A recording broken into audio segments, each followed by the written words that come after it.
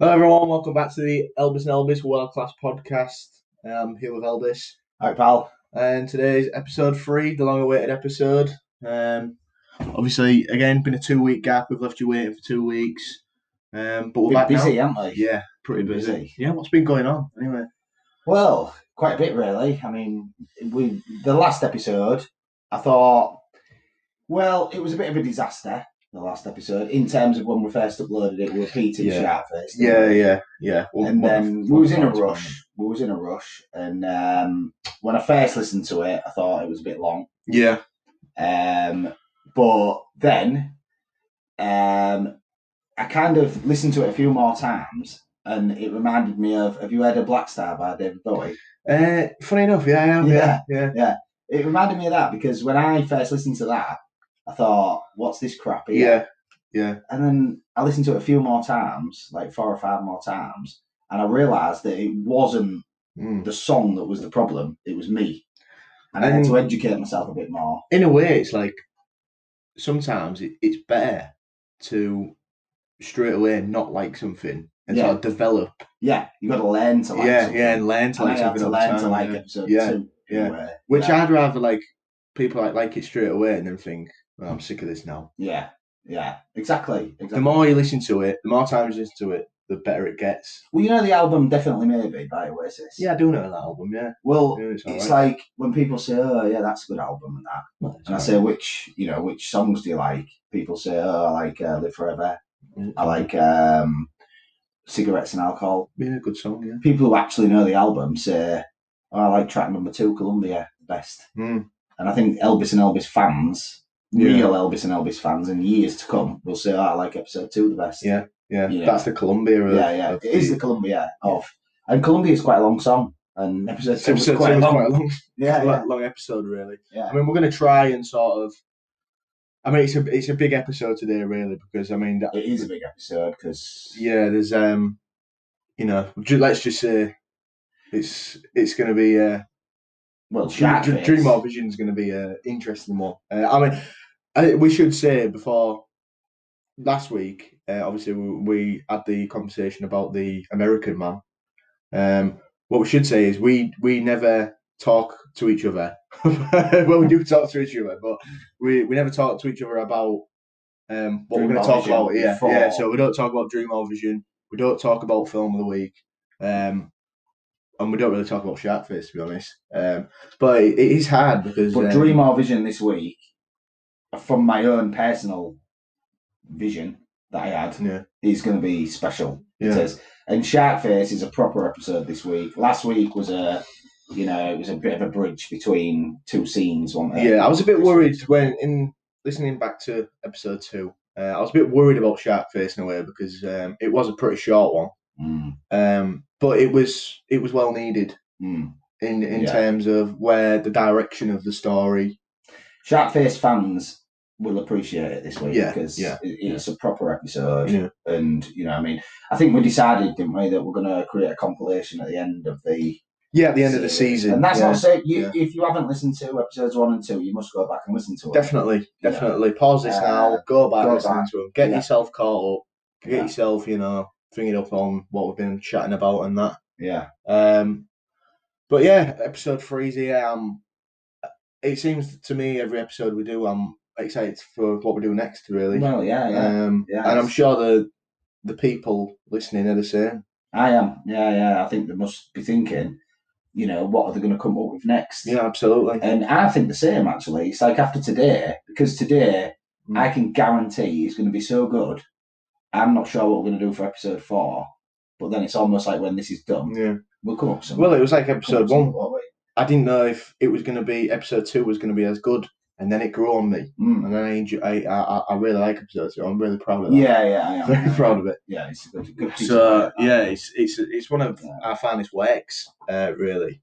But I'll stand by it. Yeah, definitely. I mean, would you like to get into the first segment? I think we should go straight into Dream. I can feel there's sort of like I mean, obviously, the people listening won't sense this, but there is sort of like something in the air today. There's like a tension in the room for this Dream or Vision, because there has been a few things said off camera, not about what it is going to be in the Dream or Vision, but how groundbreaking it is. I've got a Dream or Vision which is unbelievable, and I've also got some information which I may or may not reveal today. Right. And it's a game changer, this information. But should we go straight into Dream or Vision? Yeah, my Dream or Vision's pretty groundbreaking as well, I think. Right. So, well, we don't know who's going to go first now, but we'll sort out. We'll do the music before we do that. Yeah, so ready? Ladies and gentlemen, Dream or Vision.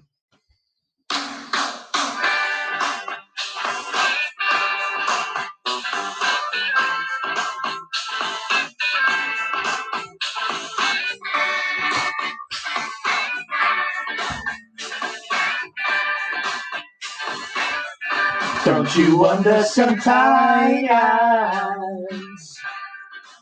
if it's a dream or a vision?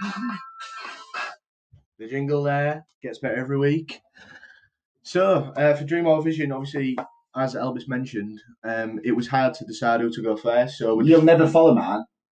You will never be able to follow man. So I think that I should go second, but you're quite insistent that yours is better, aren't you?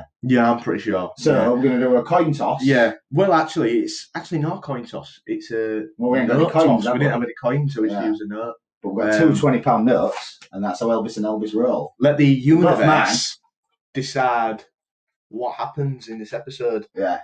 So the universe will make the right decision. I mean, do you want to drop the note? Well, we've got a queen on one side. Yeah. And we've got some fella on the other. So we'll say queen or some fella. Yeah. So you can call. Do you want to be queen or some fella? And just to be clear, if you get it right, so if we do it and it's queen and it comes up queen, you want to go second. Is that right? Yeah. I want to go second as well, right? Yeah, that's correct. Yeah. So if I win, I go second. If you win, you go second. Right. So queen or some fella. Right. I'm gonna go queen. Queen. It's queen. The universe has decided. I don't believe it. At the end of the day, that's bad. At the end of the day, we put it down to the universe. You won't be able to follow it. You won't be saying that when you hear man. It's brilliant. Honestly. Right, so I go first. Do you want to be sat in this chair, or because you said to me you needed the I will do, yeah. So let's swap places. This is a first for the World Class podcast. We can't get across how huge this is going to be. I mean, as I say, I don't really know about it, but the way it's been spoke about to me, this should be groundbreaking, I reckon. It is groundbreaking. So okay. So anyway, what it was is I was having my vision, and I'm going to say vision from the off here. I'm not even going to say the word dream, because this was a vision. So without question, no, there's evidence, there's scientific evidence that this was a vision, and it was unbelievable. And we're going to get a good 100 listens from purely the subject matter of this. But anyway, sure. What it was is in this vision, I was very aware that I was in the 1800s. Right, it's like Victorian times. How did you know? Because everybody was dressed like Sherlock Holmes, and it was like Victorian times. Yeah. Now there was only one thing that was a bit weird, and it was, and this happens to me a lot in my visions, is that I get driven from where I live to wherever I'm going, and I got driven. And was it like an old car or something? Yeah, well, yeah, but not 1800s, because there was no cars, was there? Yeah. Well, this was it was an 1880s Austin Rover, and which doesn't make sense for the time. But everybody, there was people in the car, and we weren't speaking. They weren't a sociable bunch or anything. But I was sat in the car, and they was all dressed like Sherlock Holmes, and was driving over this thing. And anyhow, I mean, this it's almost irrelevant. But what did happen was it was about 6 o'clock in the morning, which is late for me to have vision. Normally I'm about 4. Oh, so this in the vision. No, this one. Monkey woke up and she's like, I think I'm going to get up early and go to the shop. I was like, yeah, whatever, see you later. Yeah. And anyway, I closed my eyes again, got straight back into it, which was a bonus. Yeah. Straight back into it. And I was in London, 1880s, right? Right. This is incredible. This is incredible. I'm checking as I'm Is saying this it. where Jack the Ripper's about? Well, Ah, listen, yeah. just listen. Yeah, Listen to yeah, this. yeah. This is unbelievable, right? I was walking over a bridge, and it wasn't London Bridge or anything. It was just like a small bridge. And Oh, please I don't was tell me walking you over it. think you know who Jack the Ripper is. Just listen, Scott, right? Elbis. I was walking. Jesus. I was walking over the bridge. It was Right? borderline controversial last week. I was walking over the bridge, and it was only a little bridge, not London Bridge, not like that. It was just a little bridge. Walked over, turned left, and started going back on myself. To go under the bridge. Yeah. Went under the bridge, and there's this little room with a lamp on, right? And so I goes into it, and really attractive French lady in there. Now, don't worry. Sounds interesting. Don't worry. I mean, she was all in her Victorian clothes and stuff like that, but there was like a real nice-looking woman, really attractive. There was like a real air of suspense, Yeah. And so I knew not to try any of my tricks. Did you sort of like think, when you like went in? Did you? So you like went in there, with a room with a lamp. Did you go? Yeah. I just went in. I saw the lamp. So straight away, was you like, what's going on in here? Yeah, I was. Yeah. Here. But I knew not to try any of my tricks, and I knew it was a serious situation. I mean, Right, it was a really attractive French lady. Yeah. And she goes to me, she goes, I can't remember the exact words, but she said something along the lines of, there's a situation going on in France, right? And it's going to cripple everybody financially, and you've got to help us. You've got to help us get the word out. And I was like, oh, well, yeah, of course I will. I mean, she was real attractive, So I'm like, oh, yeah, definitely. And then what happened was, and this was weird, is out the shadows, because it was just a lamp which covered so far, out the shadows come this bloke, right? This bloke walked out the shadows, and he was only a frail little fella. He wasn't out scary, but he had a real impish face, really impish, and a big moustache, right? And he walked out, and as he walked out, absolute terror came over me, and came over the attractive French woman as well, real terror. And he goes, and had you ever seen this person before? Can you remember what this person looked like? Oh yeah, 100%, and you'll find out. Right, you'll find out. This is why. This is conclusive proof that this is a vision. Right. And he come out and he goes, I think we'll keep quiet about the French situation, and we'll all do just fine. And because we were both terrified, I was like, oh, like I nodded my head in that. And he walked backwards into the shadows again. And as he did that, you sort of guessed it earlier, I said, well, I didn't say it. In my head, I went, that was Jack the Ripper, right? Saw his face clearly, impish face, massive moustache. And I woke up and I was like, right, I need to use this information that I've got. Financial situation in France. I've seen his face and I need to find this guy.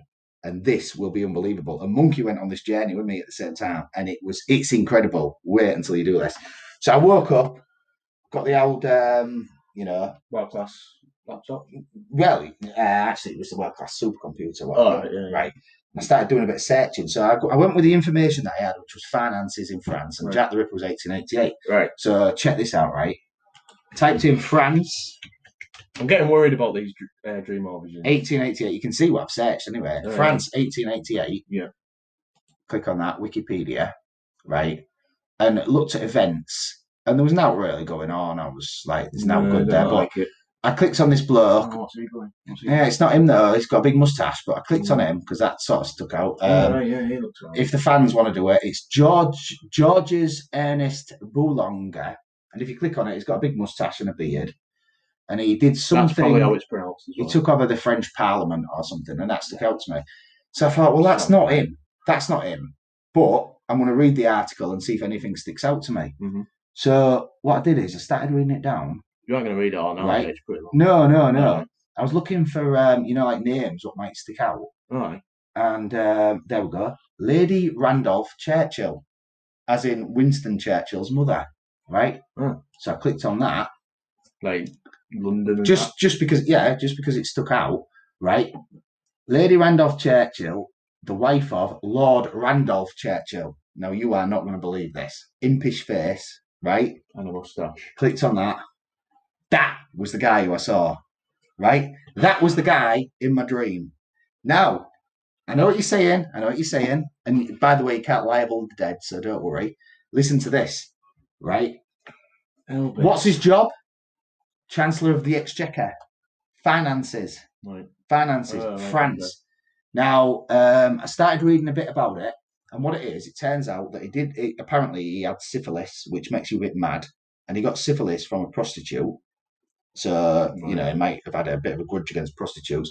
And apparently his missus, Churchill's mother, was a right goer. Right. And she was meant to be having it away, with Edward VII and stuff. Oh, yeah. So they don't even know if he was Churchill's father, really. But, all circumstantial. Yeah. And then listen to this. I went down and listened to Personality and Reputation, right? Somebody described him. His nervous system was always tense and highly strung. He seems to have no knowledge of men, no consideration for their feelings, no give and take. In whatever that word is, society, his conversation was wholly delightful. He would display mastery of pleasantry. What does that sound like? Psychopath. He would then display his mastery. He has no knowledge of men, no consideration of their feelings, no give and take. But in company, he was wholly delightful. He's a classic psychopath. Yeah, right? I won't want to be mates with him. So you've got to admit, right, at this point, I'm thinking, right, he's a classic psychopath. He's got reason to hate, because he got syphilis or whatever. He's a bit mad because syphilis makes him mad. So I'm thinking he's a good suspect. Monkey was doing this with me and she goes, oh, well, hang on.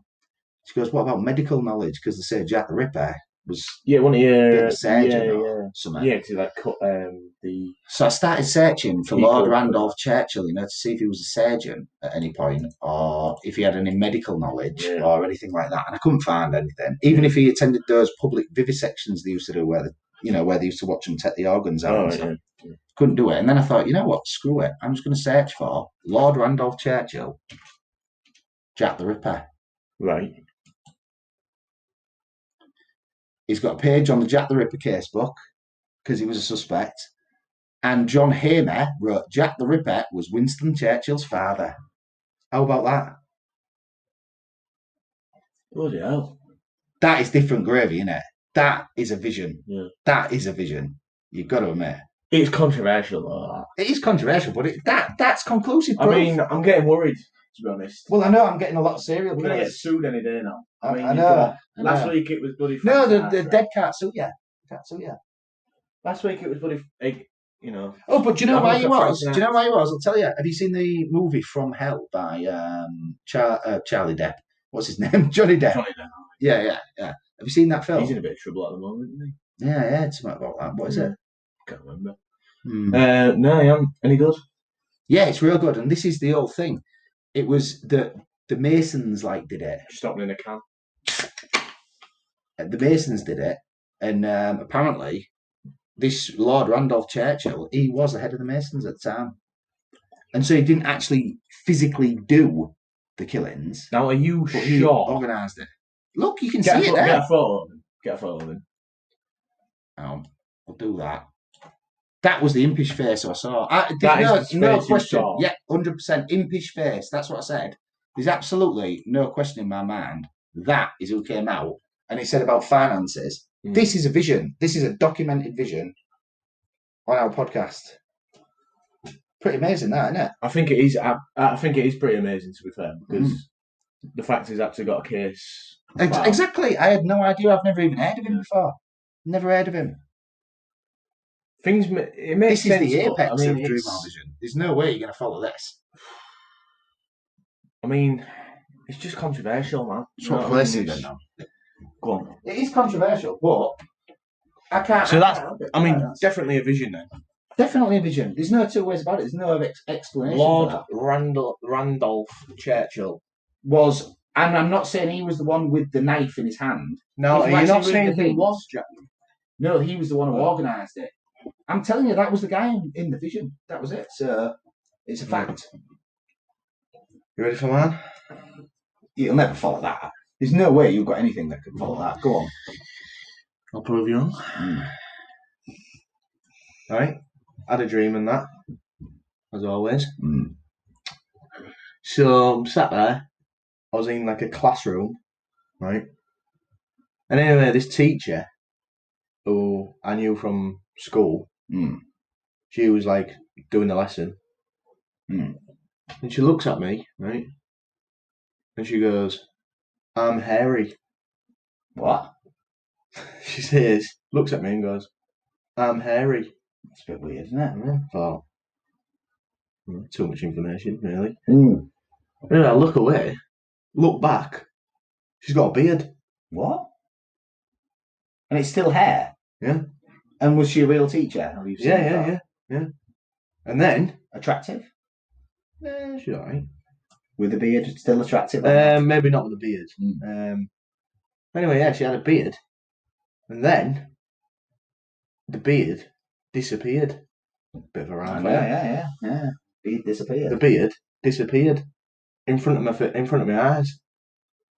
And that's it. What do you think about that then?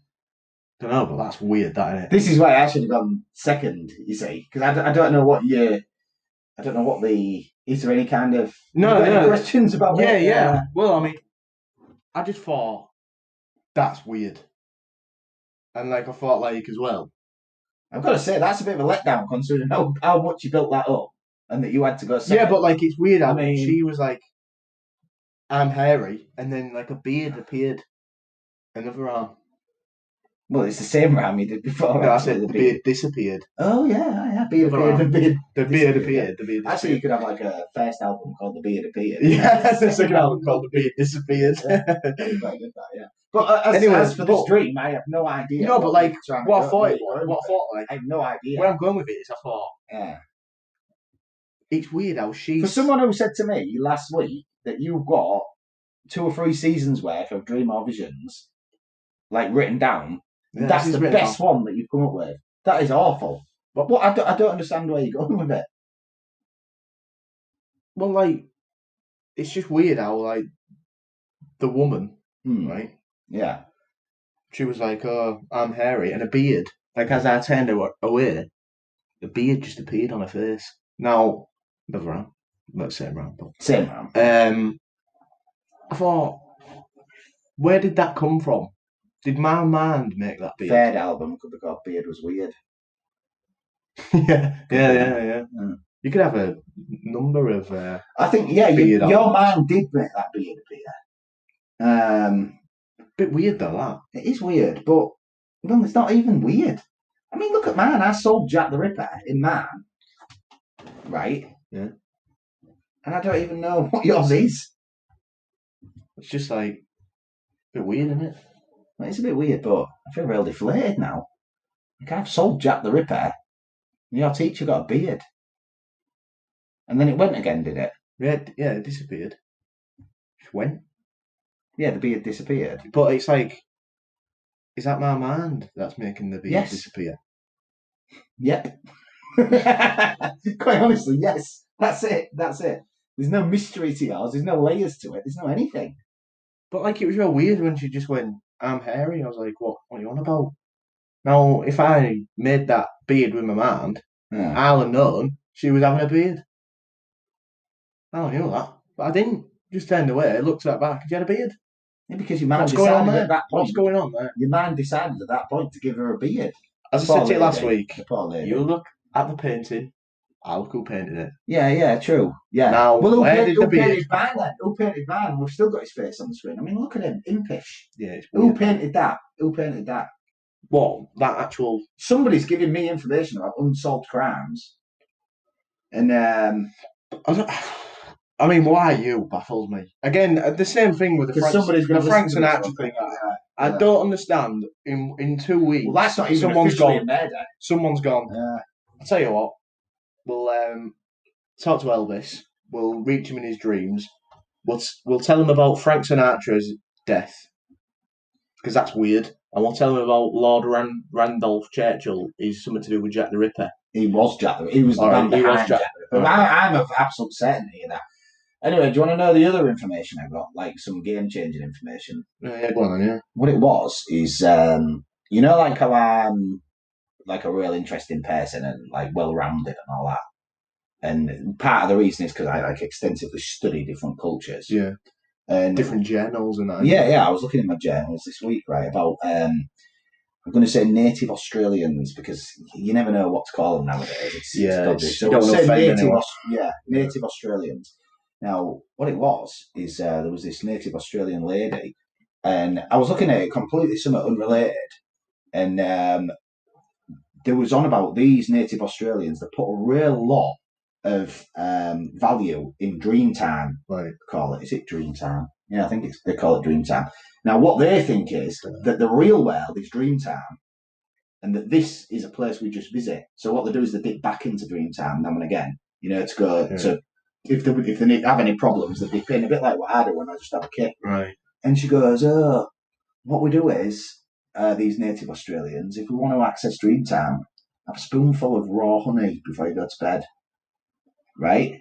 Right. I tried it, and I'm not going to reveal what happened because I'm going to save it for a future episode and we're in time on this. Was it crazy? Believe me, right? That's the game changer. You have to try it. Right. I've got some raw honey downstairs because I can't do it now because I'm on keto again. I have to lend it. Well, you can borrow it. Yeah, I just said lend it. Same thing. You're not going to lend it to me, are you? You can borrow it off me. I will lend it to you. Right. Yeah, you can, and you lend that to me. Then. And honestly, take a spoonful of it, and I'm going to save what happened. And the Jack the Ripper one wasn't on honey, but I have had an experience with it, and it is mental. Honestly, it's mental. It's not even dream or vision. It is. Now, it's interesting. The thing about the dream world is the actual world, but this is just like thingy, whatever. What I'd say is, if this isn't the actual world, how come we're spending more time in it? That don't make sense. But are we? Because again, it goes into something I don't want to reveal right now. But when I had my honey trip, let's just say, I was there for about 3 days. 3 days, as in? Seriously, yeah, I was there for about 3 days. No, we're not in here.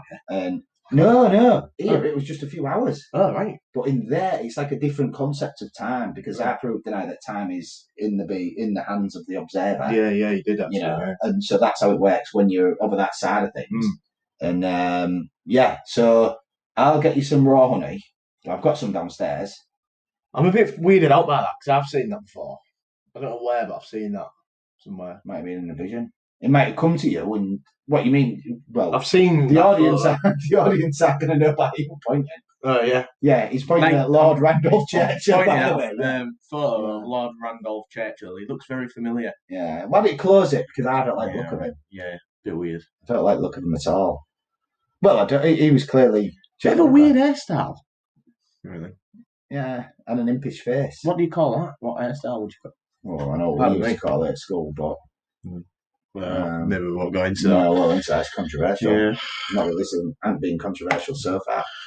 Well, successful dream or vision? Well, mine was definitely a vision. No question. Scientifically proved with research. Yours, I don't know what to call it. Once again. But I think it's still interesting though, don't you? No.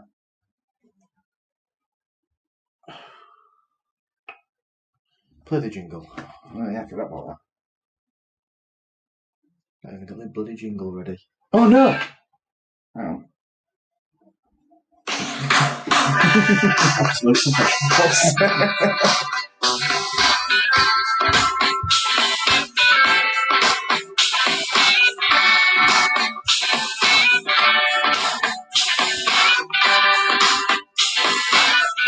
Don't you wonder sometimes if it's a dream or a vision? Yeah, but not now. Well, everyone, that was Dream or Vision in episode 3 of the World Class Elbis and Elbis podcast. Now it's time for the continuation of SharkFace, the third episode. Well, it's the third episode, isn't it? So if this is your first episode of the Elbis and Elbis World Class podcast, then what you're doing? It's definitely it's definitely worth going back and listening to episodes 1 and 2. Well, and I would say that people who've listened to 1 and 2 are probably like thinking, "Oh, what's this SharkFace about?" Yeah, it's not really. I mean, we've just sort of the first 2 episodes of this is just sort of laying the foundations. Whereas this is the episode we sort of left you with a quite a short one. But this episode, this is where SharkFace really comes into its own, and It's all things starting to start to kick happen off. here. Yeah, it's starting to kick off in this episode. So Yeah. it's going to be a good. And so, as a very brief summary for those, and I feel a bit, we shouldn't really give a brief summary for those who can't be bothered to listen to one. But you should go listen to it. Oh, definitely, yeah, because then you'll get the detail. Yeah. But as an overview, Pete, well, there's this guy called Pete Lancaster, and he had a brother called Tony, and there was like adventurers and that. Yeah. And they went to desert island off the coast of Miami to go look for a relic of the Sea King. And they found it, and they got attacked by this... 2 woobies. Yeah, they found the woobies, and they got attacked by this shark man thing, didn't they? Like a bloke who had a head of a shark. Yeah. And then Tony, the brother, shot him, and he disappeared. And then they went home. Everyone was laughing about it and didn't believe him. Yeah. And Tony, unfortunately, got involved in the underworld, started making crystal meth, and then ended up murdered down a alley. An alley, wasn't it? Yeah, which is a shame. Yeah. And Pete, he's taken to the bottle. Yeah, he's a bit of a booze hound now. A bit depressed than that, really. And really, that's kind of really what we've done there is we've set the backstory. Yeah. And this is the main story starting now. This is where it kicks in. We're going to overdrive in this episode. It's going to be a good one. Want to get straight into it? Yeah, I think so. Why not? Yeah. Well, everyone, as we say, if you haven't listened to SharkFace, if this is your first time, pause this, go listen to SharkFace, episode 1, episode 2. This is where it's going to kick in, and this is where you're going to be stunned by what's going to be said today. Everyone, ladies and gentlemen, SharkFace. The year is 2020. In the time that has passed, SharkFace Island has become somewhat of a party destination for bikini-clad babes enjoying their spring break. SharkFace memorabilia selling wildly, masks, t-shirts and shark-themed cocktails the order of the day. A phone rings. A much maligned, bearded and somewhat dishevelled Pete Lancaster answers, a half bottle of whiskey by his side. A cheerful tour operator named Wade introduces himself, informing the downtrodden Pete that the 10th anniversary was approaching. Pete responds angrily. 10 years since my life was ruined. It's nothing to celebrate. However, Wade soon persuades him with the offer of much-needed cash and the promise of all he can drink. Pete, reluctant but clean-shaven and looking much better than he has done since losing his dear brother, boards the party boat as they set off to the destination. Sitting shyly in the corner, nursing his whiskey, he's approached by an attractive female doctor, Ashley. Pete is pleasantly surprised by Ashley's compassion. She seems the only person to open a conversation with anything other than the now mythical beast he had encountered. For the first time in 10 years, Pete feels he is no longer alone. Pete stands on the top deck of the party boat and watches the Nightmare Island coming over the horizon. He's shaking, his body feeling weak. Out of nowhere, he jumps in shock as an intoxicated, arrogant young man, Riley, appears out of nowhere wearing a cheap rubber shark face mask, much to the amusement of the carefree spring breakers. Pete grabs him, throwing Riley to the floor, raising his fist. Fortunately, Ashley steps in, preventing the conflict from progressing. No, Pete, it's not worth it, says Ashley. They arrive at the island, and the real party begins. As darkness falls, the party goes on long into the night. However, Pete and Ashley sit talking around a campfire. The ever-understanding Ashley senses Pete's anxiety about the tour he has to conduct in the morning. As the morning comes, the group prepare their backpacks to enter the mysterious jungle. As Pete leads the tour ever deeper into the thickening growth, each step reminds him of the terror that he encountered 10 years ago to the day. His concentration is broken by the increasingly annoying Riley, once again acting the clown. Pete notices something strangely familiar. Riley is prancing around with a brown leather hat, the same hat Pete lost prior to the attack 10 years ago. Pete again confronts Riley, snatching back his beloved headwear. Give me that, you little punk, says Pete. The hat still fits perfectly. Somehow, Pete feels more at home. 2 hours in, a clearing appears. A large crystal blue lagoon surrounded by rocky ledges looks the perfect place for some fun. The spring breakers charge towards the cool water excitedly, and the party begins. Pete and Ashley sit watching the youngsters diving freely from the cliffs, dancing and having a great time. Ashley strips to her bikini and asks Pete if he would like to join her. Pete declines as he's suddenly feeling awfully tired. He places his hat over his face and lays back to relax. Ashley jogs over to the fun. Johnny and his girlfriend Alex are petting in the cool water, watching their friends taking turns to dive from the high rocky peaks. Alex dares Johnny to join them. Never the surest of swimmers, Johnny reluctantly agrees. Johnny makes his way to the summit and peeks over the edge. He sees the beautiful Alex clapping, all his friends cheering him on. He takes several steps backwards, a long deep breath, preparing for the mighty jump. He hears a low but distinctive rumbling growl. He turns and pushes aside some foliage, then suddenly, teeth! Alex awaits her beloved Johnny in anticipation, looking forward to his muscular physique cutting through the clear water of the rocky lagoon. As time passes, her breathing slows. She clutches her hands together, becoming increasingly nervous as Johnny fails to show. Then suddenly, a figure appears, flopping clumsily from the summit and crashing into the blue before her. Worried by Johnny's less than impressive swimming resume, she wades over to ensure his safety. She proceeds with such concern she barely notices Riley's childish taunts. As a trained medical professional, Ashley instantly recognises that Johnny's face-down demeanour means something is not quite right.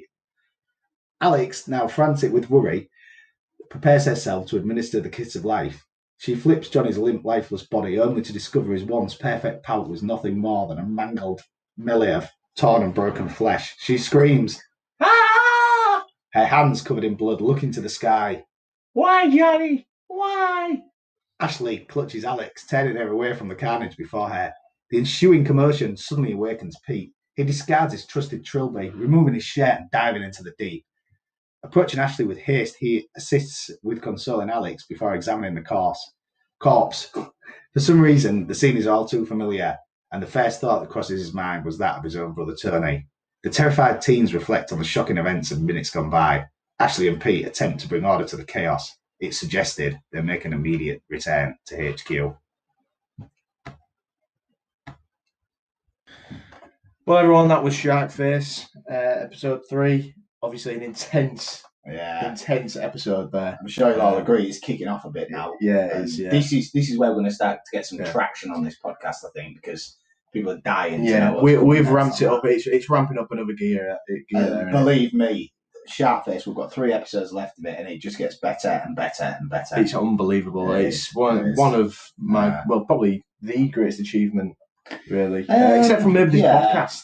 Yeah. Well, we've written quite a lot of but scripts. It's brilliant scripts. Can't wait for it to be out in the world and it's in entirety. And what I think probably a lot of our listeners don't understand, because they're not writers like us. No. Or, well, some of them might be, I don't know. But when you're a script writer, it's quite difficult to translate it to radio, which is effectively what we've done with SharkFace. It's not an easy thing. And, there are certain elements of it which we've struggled with.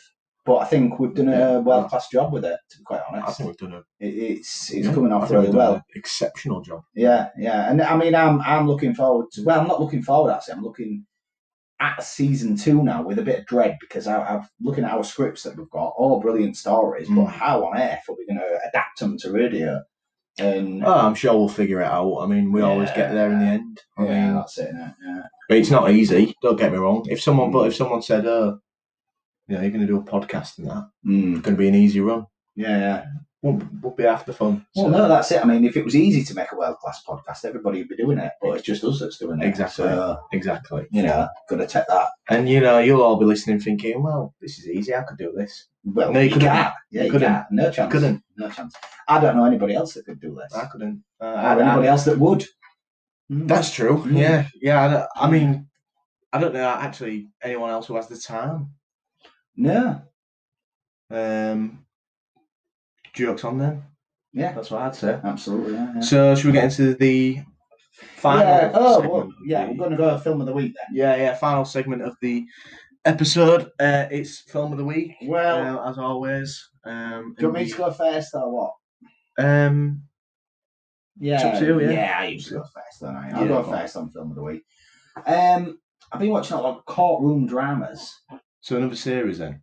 You've yet to do a film. Yeah, well, I'm doing a film today. Actually, yeah. No, I've watched now book films this week. I've watched a series. Oh, sweet.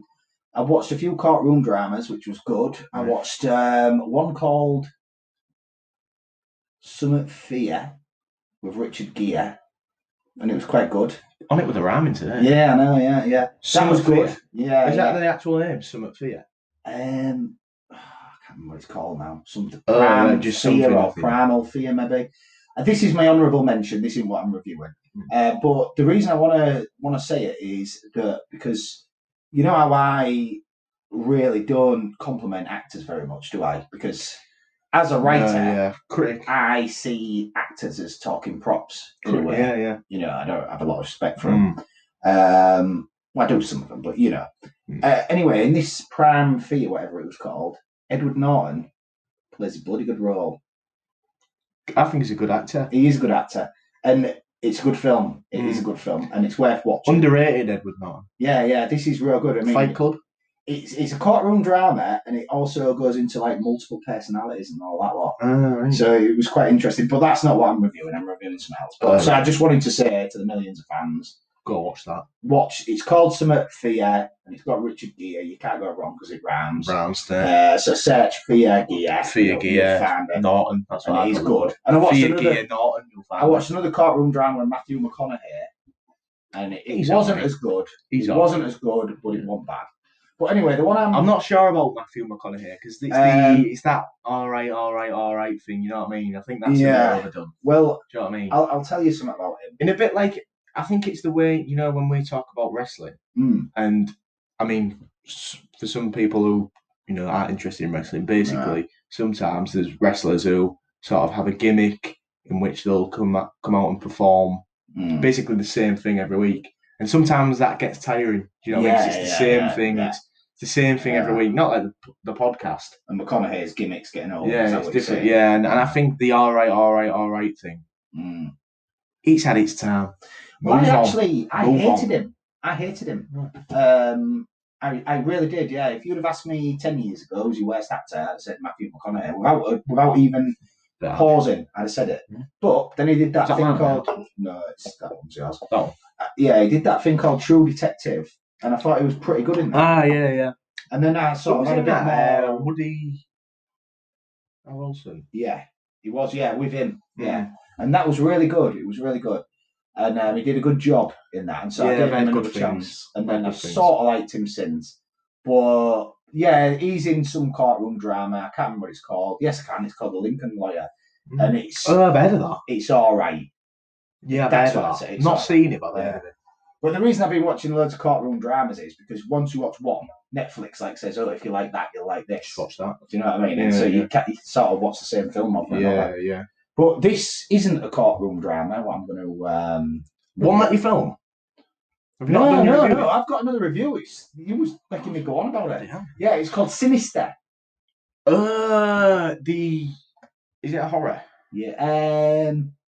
It's supposed to be. Yeah, something like that. Yeah, I think I've seen the first maybe bit of it, and then I fell asleep or something. But I've got a new rating system. I've got a new rating system which I'm going to bring in. Oh, that's pretty. And it was this film which inspired me because it's got. Well, I'll get to it. And anyway, the film's about this fella, and he's a writer. What's his name? I think he's called Ethan Hunt. Pretty sure that's the one out of Mission Impossible. Ethan. You know about the actor? No, just the character. Oh, I don't know what it's called. No, I'm on about the actor. It's called Ethan. Ethan Hunt's Mission Impossible, isn't it? I don't know. Google it. It's Ethan Summer. Ethan. Oh, yeah. I'm sure his name's Ethan. He's an actor. Don't matter. Let's call him Ethan Hunt. All right.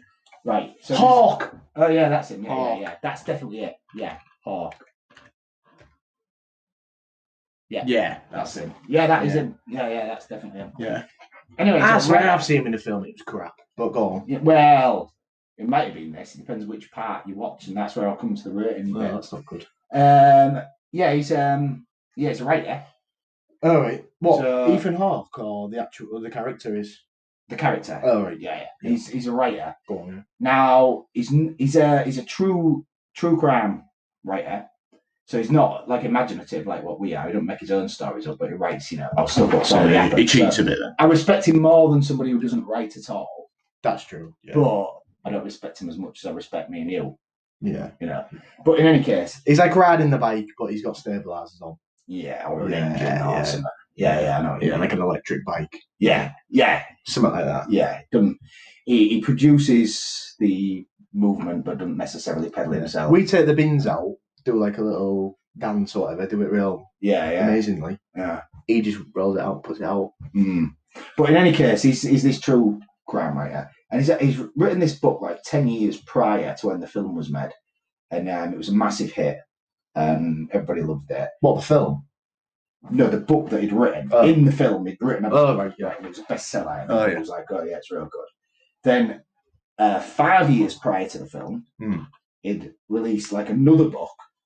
And it was about another serial killer. And it postulated a theory which was incorrect. And so I can't remember if like an innocent man went free or, that'd go. No, an innocent man got locked up or the killer got, Yeah. Anyway, his reputation was gone. And so he needs to get another big hit. Yeah. Now, when he's writing, he likes to immerse himself. And so he moves into the area. Of the serial killer. And so he's got his eye on this story. Yeah. And it's like an unsolved murder. And there was this family at an house. And they all got, is it hanged, I believe is the word. Hung? No, I think it's hanged. It's a weird one, but the whole family got hanged except for the youngest daughter, and she was missing, right? And so this had happened and never been solved. So he moves into the area, and he gets really involved with it. And his wife, as they're moving into the house, his wife goes, I don't want it to turn out like last time. I don't want it to get obsessed again. She goes, and I don't want to know anything about it. Just tell me we're not moving 2 or 3 doors down from the murder house. And he goes to her, I promise you that's not the case. Well, as soon as he says that, you know what's going on. But I know what's going on. What do you think's going on? He's not moving 2 or 3 doors down from it. He's moving into the murder house. Yeah. Bit cheeky that though. It is, yeah. I don't think his wife would be very happy about that. Well, she's not when she finds out a bit later on. Bit cheeky that. Anyway, if in my he goes up in the loft. What do Americans call the loft? Attic. Yeah, it goes up into the attic or loft for our American fans. I'm sure there's no American fans because they can't understand this accent. I'm sure. Actually, I've seen the stats. There has been a few visits. No one's bothered clicking on it. No one's bothered pressing play. Yeah. Well, if you are in America, it's a lovely place. Just seeing there, Ethan Hawke. Yeah. Because the people who Uma Thurman. Yeah, I never knew that. She has big feet. Is that the one out of Kill Bill? Yeah, she has big feet. Yeah, and that's why. And then she's like moving the toes and that. Yeah, I was tripping about that. Anyway, so he goes up in the attic or loft. Oh yeah, the attic. And he's looking around and he's like, what's that? Metal box. So he goes up to it, opens it up. It's like a cine camera, an old cine camera. Cine film, old-fashioned film things. Looking at it, he's like, what's this? And looking at the labels on it, it's like family barbecue, dip in the pool, family hanging out. That sort of thing. Yeah. Bit weird. And he's like, I'll have a look at that later on. So he takes it down to his office and none of the kids are allowed. He's got 2 kids, I've got to say. And his son's a bit weird, does a bit of sleepwalking. His daughter's a bit weird, paints on the wall. And so he takes these things into his office. She paints on the wall? Yeah. What, like, is she allowed to? Or? Only in a bedroom. Okay. But he takes these films to his office and he's like watching them, family hanging out. Has a look. It's like the family who lived in the house before him, all larking around in the garden, real happy and that. Playing like frisbee or something. Yeah, somebody's obviously filming them from the bushes. And all of a sudden we see him being hanged from the tree, branch snapping, but being hanged. He's like, oh God. Picks up the phone, going to ring the cops. The cops answer, he's like, hang on a minute. Puts it down and thinks, I'm a writer. I'm going to look into this a bit. Anyhow, he looks at the rest of them. Family barbecue was another family, like clearly years before, being burned in a car, dip in the pool, this family getting drowned in a thingy. And he's like, oh God. Brilliant premise. Absolutely brilliant premise. So I really enjoyed the first part of the film. The way is this going? Is it sort of like a Fantasy Island thing? Do you know what I remember? Fantasy Island. Do you remember when I mentioned that in the first episode of Fantasy Island? I said Yeah, it's yeah, a yeah. brilliant, it's a good idea. In a but way, yeah, crap it is. execution. Yeah, it is, yeah. And it's a shame when films like that. But anyway, carry on. So he the cops, because he messed up his second book. The cops in the village, they don't like him. They're like, oh, we don't want you here and that. Bit of a jerk. There's one cop who's like a deputy, young kid, not that young, but fella, 30s. Well, he played Ziggy out the wire, so probably 30s, about 30. Right. And he's like, oh yeah, I'm a big fan. Can I have your autograph and that? In secret. And he's like, oh yeah. And it's like, oh, I'll help you out. Help you out how you want to know. Does a bit of digging for him. And what they found out, one little tidbit of information is that the family who got burnt in the car, he sees something in the video and they're from St. Louis. And he finds out that they lived at a certain address. And the family that lived in the house what he's bought lived in that address before they moved there. That's me. What? I don't get that. So he's bought this house. So this family. He's bought an house of a family who lived. What? The family that got killed, right? And he's living in their house, right? They previously moved from St. Louis in another house, and that family was the family that got killed in the car at the family barbecue when they got set on fire. So it's like, that's a bit weird. So they'd moved from a house where previously a family had been killed. Do you see? So right, okay, yeah. And, so they moved from right, okay. They moved to right. Yeah. He starts examining the videos like forensically, and he sees like there's like mirrors and stuff, and he sees like this bloke who's got like a real white face, like long hair. And it's like, oh, what's he doing there? Probably the killer. Probably. Well, he appears in all of them, and they're like decades apart. These videos. Definitely a suspect. Oh yeah, it's got to be. And he finds these drawings, and it says like Mr. Boogie or something. And the drawings of this fella, and like, all the people being killed. Yeah, it's weird. And then he sees this professor. Oh no, he found some symbols on the walls as well. So he goes to this professor, and he's like, "Oh, what's these symbols about?" And the professor's like, "Oh, it's like a pagan god, and he was called the Eater of Children." And it's like, "Oh man." Oh no. Anyhow, that's sort of the premise. The beginning of the film, brilliant. Middle of the film goes mental. I don't really know what's going on there. It all gets a bit like supernatural. He starts seeing these missing kids everywhere, like around the house. He goes up in the loft, looks up in the loft, and then the fellow with the white face I was telling you about. He like puts his face in front of him, and he's like, and he falls out from the loft and lands on the floor. Yeah. And he's like, I'm sick of this. Come on, we're off. And it's like when you're watching it, you're saying, why don't you just move from the house? They've got another house. Go move to your other house. That's what you keep saying. Yeah. All the way through. So he gets his family and he's like, I'm sick of this. Middle of the night. Come on, we're off. Get in the car. They leave town, to go to the other house. And that's where I'm going to leave it. Because it's worth watching for the ending. Because I don't want to do a spoiler on it. And it's not bad at the end. But I've got a new rating system, what I was telling you about. And it was this film what inspired it. And what it was is that I'm thinking, if you've got 100... Yeah. Split into 3, beginning, middle, and end. You've got roughly 33 per segment. And I would give the beginning 32 out of 33. That's pretty decent, isn't it? Because it's an excellent premise, isn't it? You found in your loft like loads of serial killers. Yeah. It's brilliant. We could have gone anywhere with that. Anywhere. But this didn't. Middle, it was bonkers. I have no idea what was going on. So I'd go like 4. Out of 33. It was pretty crap. Weird. And then the end, I'd give 20 because it wasn't bad. So if we go 33 plus 4 plus 20, that gives you like 57. So that's my rating on. I think it'd be. That's 57. an interesting. It's a good way of doing it. Yeah, that is. So let's see what it got. So let's see what it got. Sinister. On Rotten Tomatoes. So 2012. I said 57. Sinister 2. Oh. I didn't know there was a 2, but obviously I don't know whether I'd bother with it or not. I thought it was alright to make. I don't think I would because now you know who the bloke is. Yeah. Well, what was your rating then? 32, add 4, add 20. 56. 56. 63. You weren't far I off. want far off. It's a good system, isn't it? It is a good You system. weren't far off Yeah, do the beginning, middle, and end. All right. Well, I'll tell you what we'll do. We'll do with the other ones I mentioned. Lincoln Lawyer. All right. I'd say it was a consistently okay film. So I'd go beginning. Hang on. Just have a look at Sinister 2. Where the original Right. there was a. I don't Yeah, think that's crap. Yeah, Ethan Hunt in it, isn't it? Ethan Hawke. Oh yeah. Oh yeah. Oh yeah, he is. Oh, that's what I was on about. Ziggy from The Wire. James Who's that? Ronson or Ranson. Oh, they're all in it again. Well, I don't see how that's possible. I wouldn't mind watching it though. That's weird. Anyway, Lincoln Lawyer. So, Hang on. your system. My system, I would say that it was consistently okay all the way through. So out of 33, I would give it 20. No, I'd give it 22, 66. 66. The Lincoln Lawyer. 84. Nah, it's a bit high. And then what was the one I said about Richard Gere and the Fear?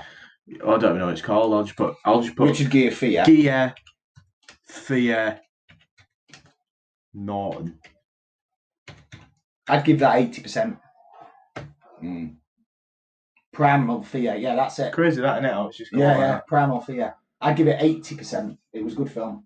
Excellent performance from Norton. Better than Lincoln Lawyer, then, yeah? Oh, yeah, all better. What's it called again? Oh, Primal Fear. 1996. 75. I said 80. Not far off again. It's Your unlikely to system over. seems to work. Yeah, it does. Yeah. It's pretty good. Yeah. Anyway, you watched out. I'm not gonna lie, it's been a pretty dry couple of weeks for me with it in the film business. Really, I mean, Why? What have you been doing? Well, I had a trip to Northumberland, near Scotland. If you're wondering where that is, and just to see some family and that, see how they were getting on. Do they watch films? Well, not really, and well, they do, but like I wasn't really there to watch. I've gone like 4 hours on a train. To socialise and all that. Yeah, I had to talk to them and that. So. I mean, the other day I watched what's it called? God, Shaun of the Dead, and Hot It's not Fuzz, worth reviewing that. and Wells End, and that's what I mean. It's just not really worth. You had time to watch those three. 3 though, and yet you didn't have time to put in something. You could have watched one film that was worth reviewing. Have you watched anything worth reviewing? Well, yeah, I've decided that I'm going to review a film that I have seen. I mean, I haven't watched it recently, but I watched it like a month ago. All right, that's acceptable. Yeah. Once Upon a Time in Hollywood. Yeah, I've heard of that. Actually, Monkey said won a lot of Oscars and that. Well, Monkey went to Pictures to watch it with her mates, and she said it's the worst film she's ever seen. Now that gives me hope.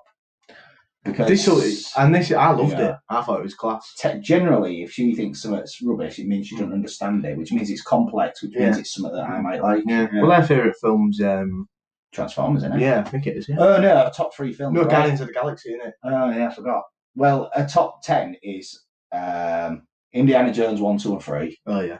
Guardians of the Galaxy 1 and 2. Yeah. Iron Man 1, 2, and 3, and then I think Transformers 1 and 2 is yeah. So it's 10. And there's Monkey's 10. Yeah. So if she hated it, there's hope. That's a good review, really. It's about like Charles Manson and that. Well, you see, so it like starts off in that, and it's about this Leonardo DiCaprio's in it. Yeah. Obsessed with Leonardo DiCaprio. It just happens. I don't. Is this a Scorsese? No, it's a Tarantino. Oh, is it? Yeah, it's Quentin Tarantino. I thought it might have been a Always Scorsese. good. I watched Inglourious Bastards as well. Oh, Sorry for the swearing. But, well, no, because it's Bastards. Oh, Inglourious Bastards. I watched that, and that was good. I think I've seen that. Is it to do with like the Second World War? Yeah, a bit controversial. I don't watch war films though. No. But anyway, yeah, this Once Upon a Time in Hollywood. So Leonardo DiCaprio is like this actor, which is funny because he's an actor in real life as well. So he didn't really have to do much from last part, week, really. Oh, last 2 weeks ago. Yeah. Well, it's set in like the 60s. Yeah, 60s, 70s. He's like this actor who's in like westerns. Oh yeah. So it's pretty famous. Is that how it links into Manson? Because Manson used to live on a western film set. I don't know a lot about. Well, I didn't actually know that. Oh yeah, he did. Yeah. It's true. So probably I didn't So that's realise probably that how film. it fits in. And anyway, so yeah, he's like famous from all these films, but he's sort of getting to the back end of his career. You know, he's sort of past his prime. Yeah. He's falling out of the limelight a little bit. Yeah.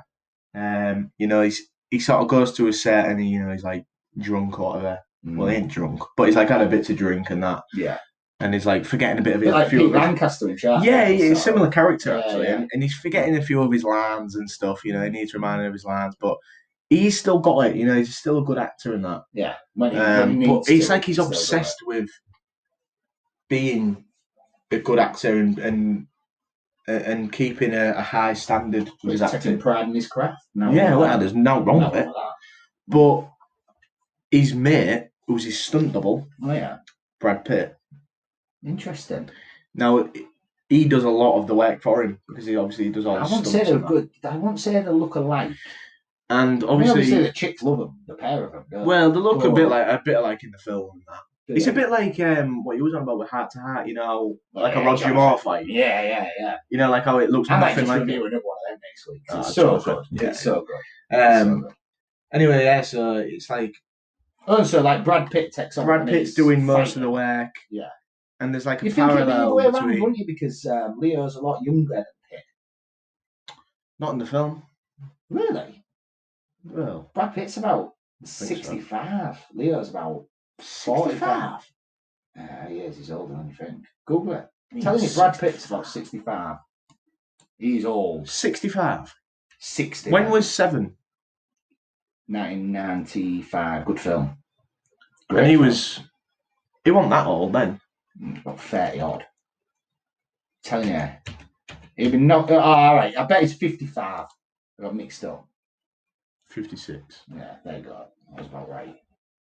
But Leo's still a lot younger. 45. 10 years. So you think it'd be the other way around, wouldn't you? You think Leo would be doing the fighting, whereas Brad was doing the acting. But he so it makes it unrealistic for me to begin with. Well, anyway, he's like doing like the fighting and that, and it's sort of like a parallel between Leo and his stuntman, because the stuntman's doing all the work and that.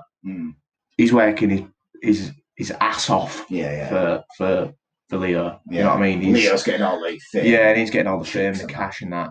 And you know, Leo lives in a massive house in like Beverly Hills. You know, loving life and that. And his stuntman's living in a caravan. Typical. And you know, he's like not got a lot of money in that.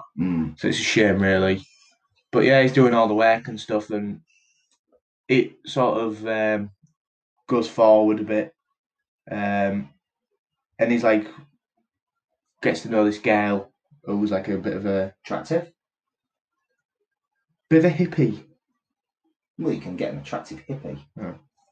Well, possible. Don't know. But all right. Anyway, so yeah, she seems all right. Seems an all right lass. Yeah. And anyways, he like goes to this like place with her and like sees all the family, but it's all like a cult. It's real weird.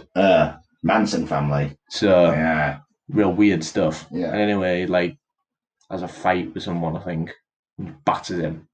Brad Pitt. Yeah. And anyway, he goes off, and Margot Robbie's in it as well. No, she's an attractive lady. She's all right. She's very attractive lady. Very attractive, yeah. A pleasure to watch in this film. Oh, really? Yeah, that's it. Yeah, very I might watch it then. Refreshing performance, I'd say. Okay. I might watch it. She's the character she plays. Oh, Sharon Tate. Yes. Yeah. Sharon Tate she plays. Yeah. And she's like pregnant and that. Yeah. She gets I pregnant. know all about it. Yeah. And have to go through the gory details. Well, we're not a gory details podcast. Well, at the no, end she of this survives film, in this, doesn't she? She survives in this. Yeah, they're like rewritten. It's like a parallel. It's like another reality thing. Bizarre. So at the end, I think there's an important message at the end. Yeah. About Hollywood in general, and I think it's a very good message from Quentin Tarantino. At the end, he's like, Brad Pitt's been doing all this work for Leo and that, and Leo's just like, you know, he's just loving himself. Yeah. And they're at the house. And anyway, these like these people come about. Yeah. The Manson. The Manson family. So they sneak to the house. Tex Watkins, I think he was called, one of his henchmen. Going to the house and that. And they're like trying to kill Brad Pitt and Leo. Leo. Well, they're hang about together as well. Mainly, they do, yeah. Right. Mainly Leo, really. But anyway, they have a big fight in that. Like, Brad Pitt gets stabbed or something. Oh, yeah. Gets a few wounds. And, like, they're having a big fight. And anyway, he manages to, like, batter them all. And then gets a flamethrower. Flamethrower's one of them. Yeah. She, like, runs out into the pool. And then, like, there's just a big fight scene. And then they like, kill them all. Mm. And then that, but that Brad Pitt's, like, been, like, stabbed. He's been battered. Been broken down. Mm. And Leo's, like, not even been touched. Because Brad Pitt's done all the work for him. Yeah. As always. Yeah. Even in life, he's doing that. Mm. And next door's like he lives next door to Sharon Tate. Oh, does he? And Sharon Tate's like comes out and she's like, oh, what's going on and that, what's been happening here? And he's like, oh yeah, we've had a couple of people come in trying to like kill us and but it's prevented her being murdered. Yeah, and it's like it's like, oh, right, do you want to come in for a I believe it's called the La Bianca household. That. Do you want to come in for a drink and that? And he's like, yeah. And he leaves Brad Pitt. Just leaves Brad Pitt. Leo does. Yeah, Leo's like, oh, yeah, brilliant, yeah. Because obviously Sharon... It's Bruce Lee in it. Yeah. See, that's a bit weird. That's it's a fight with Bruce Lee. Yeah, it's a bit strange, isn't it? Wins. That's ridiculous. Who does?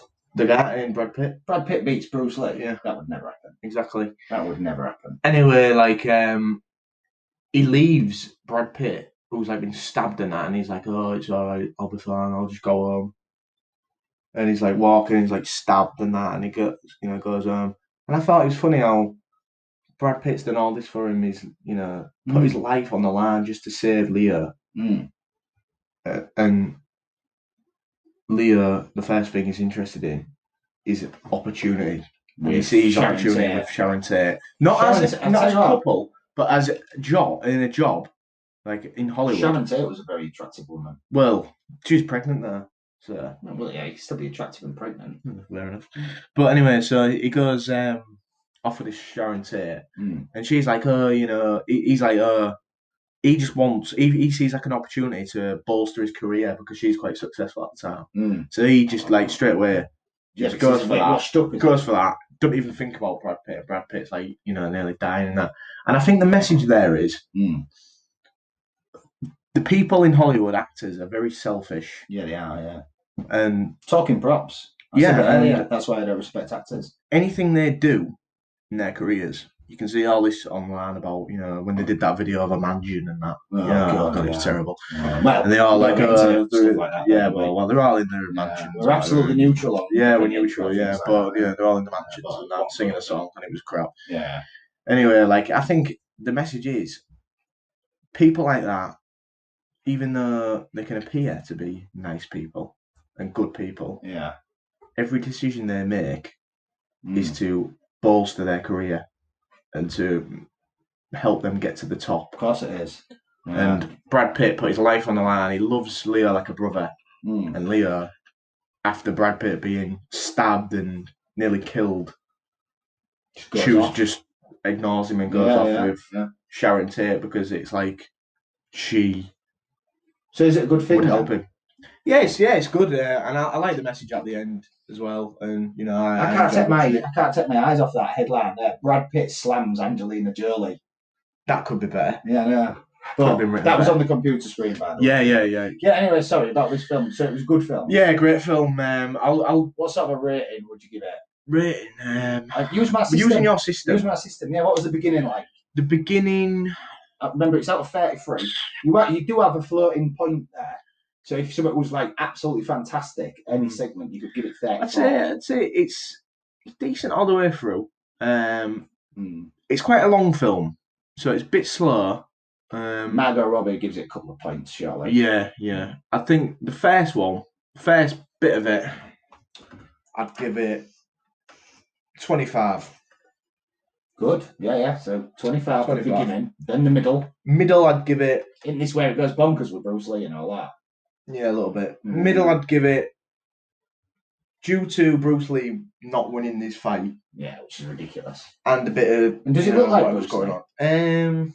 A little bit, not really. I don't know. I used to look like Bruce Lee when I was little. Really? Seriously, I'll show you a picture. I bet you could fight like him. I could. Yeah, I could actually. Anyway, middle. I'd say. I'd give it 20. 20. So 25 plus 20, you got 45. Yeah, it was a blue belt in karate. The ending. 30. Thought it was a good ending. I like the message at the end. So 75 then. Stuff going on. I'd give it 75. 75, yeah. It's a good system. I'd give it 75. Let's see what it got. And see how accurate this system is. 85. Not far off. Yeah, Not far it's off. not a bad system. It's not a bad system. That's Bruce Lee, innit? Look. Is it? Yeah, it looks a bit like him, I suppose. Not exactly like him. Yeah. Any honourable mentions or anything? I'll give an honourable mention to Brightburn. Oh, is that about like a superhero thing but he's evil? I watched it on a plane. But I can't really remember. Not that bad. It was better than I thought it was. Was it a bit like Superman, where they find him in a barn and all that? Yeah, he's a bit like Superman, but he's like evil. Yeah. And he just wants to kill everyone in the end. I mean, I suppose it's a bit gory in that, but it was interesting. Probably more realistic because if you had Superman's powers, I know for one, I would not be an undercover reporter. Yeah. Because you have to turn up to work every single day. I don't think so. Yeah. That's what I mean. I would not do that. And he's like, I'm not saying I'd be evil, but I wouldn't be going to work every day. And he's like, it was all right. He's like, he don't really know what's going on and that, and he sort of learns that he's not his mum and dad are actually his mum and dad. He's come from another planet or whatever. So he's a bit mad about that. Goes off and kills someone. It was a good idea. I thought it was decent.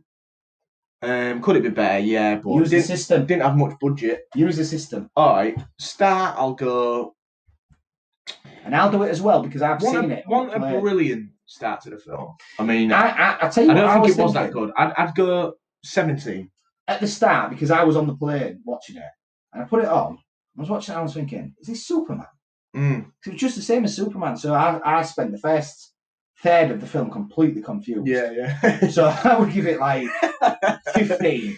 I'd give it 17. I'd give it 17. Go 17 then, yeah. Middle, it starts getting a bit better. It starts going off. Yeah, by then I'd like thought it's definitely not Superman. It's something else. I'll give it 20. Yeah, all right. Yeah, we'll go with that. So what's that? 37 so far. I mean, I can't remember what happened at the end, so I can't rate it. It can't have been that good though. The ending was all right, but you just sort of knew what was going to happen. Do you know what I mean? Like it wasn't really, but he proper goes off. Kicks off like it's all right. It's all right. I'd go 19 at the end. So 37, 19 gives you 56. 56. Yeah. Yeah, probably. Yeah, I'd probably say that's. Give it a go. What was it called? Brightburn. Brightburn. Look. What's Brightburn? I've heard of that. I don't know. Wow. Is that's what we said? Oh no, we said 56. We're one off. 57. 57. Hey, this is the system. That's a brilliant system. Yeah, it is. Yeah, it really is. Yeah. So that's crazy. That one off. Right. So look at the budget, only 6 to 12 million. And for like a superhero film, that's just copied Superman though. Anyway, right. I think we should sort of finish it pretty soon. Yeah. But we're going to put in the description, I think, Jack the Ripper solved. And we should get a few angry Ripperologists. So if you came here to find out who was Jack the Ripper, you've found out. But you've also because it's conclusive, and it was a vision, and I announced it with that. You've also had quality film reviews. Yeah, and a new rating system. A new rating system and a quality film script. Yeah, free of charge. Oh, and I told you about the honey thing, didn't I? Yeah. So next time you can text some raw. Yeah, I'll do that, and I'll get back to it. Yeah. I can't have it because I'm on keto again. But... Anyway, I think we've done the films there. We've done episode 3. Have you got the outro lined up? Yeah, I'll get that sorted. Episode 3. We'll give you the films as always. So it's in the can. Brightburn. go watch it, see what you think. Once Upon a Time in Hollywood, go watch it, see what you think. I mentioned a few, but I forgot what they are already. It was Primal Fear. Yeah, Sinister was alright. That was alright. Go give it a watch, see what you think. Lincoln Lawyer as well. Yeah, a lot of films we've reviewed really this week. Yeah, 6 films I think. But yeah, if you want to think about watching them and that, go give them a watch. Come back here. Let us know what you think about them. Yeah. Leave a comment. Let us know what you thought about SharkFace this week. Oh yeah. Where do you think the story's going to go? Where can you see Pete going next? What do you think is going to happen? Can you sort of see the ending? How is this going to end? I guarantee you can't. Yeah. First of all, I guarantee you can't. But if you have any ideas, leave a comment. Let us know what you thought about episode 3. And see you I'm later. sure we'll be back. So yeah, see you in a bit. Do you want to do your special finish? What you had the other week? Oh yeah. We've been Elbis and Elbis. You've been world class. Yes.